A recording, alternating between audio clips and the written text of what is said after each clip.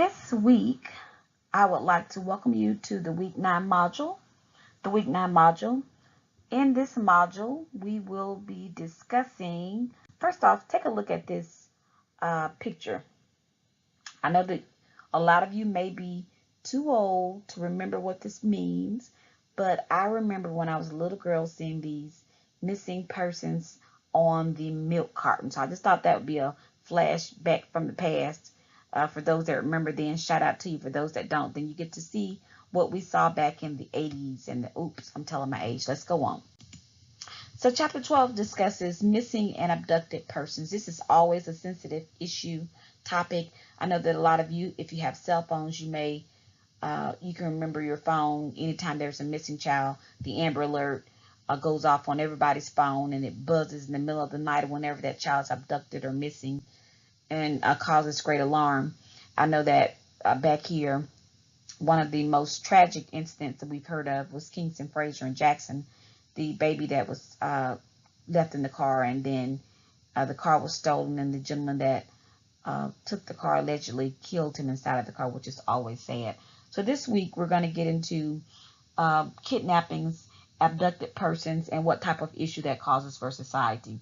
Statistically, it says that in 2010 there were over 85,000 missing person files, 45% of which were juveniles, meaning they were under the age of 18. That is a problem for society. That is a big problem. And so the text is going to get into that, get into how this has become a issue. Thank God we have things like the Amber Alert to let us know, and that's a very detailed process. I've had to issue a couple of those myself or send it over to Highway Patrol so that they can issue it. And so we'll talk about that. We'll talk about abductors.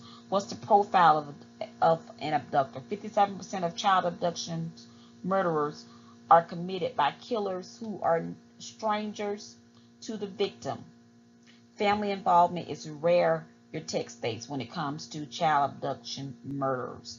So we're going to talk about the relationship between the victim and the killer. These are sick people that commit these crimes. Let's just all face it, they're sick people.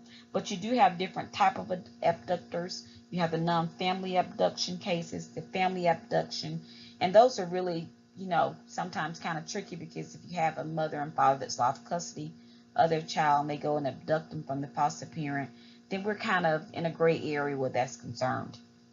And then the runaway or the lost child that ends up being abducted.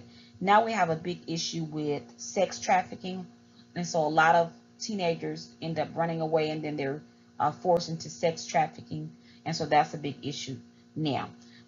Next, we're going to deal with the federal history in dealing with missing and abducted children. We have several acts that your text will mention.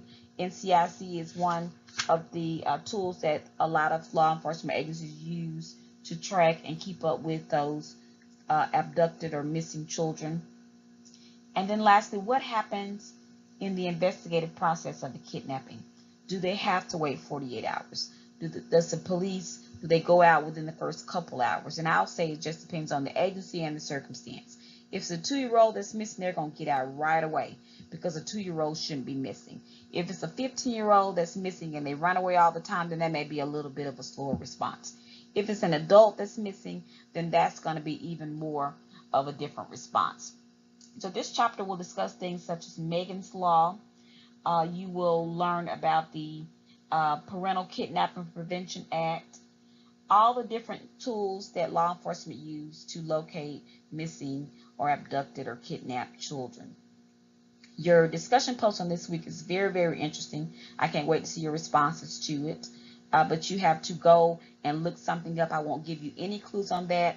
I will see you in the discussion post area to see just how shocked you guys were, or you're going to be once you complete it. Again, if you need to reach me, do so by email, kaharris@homecc.edu, or via chat on Mondays from 6 to 7. Have a great week.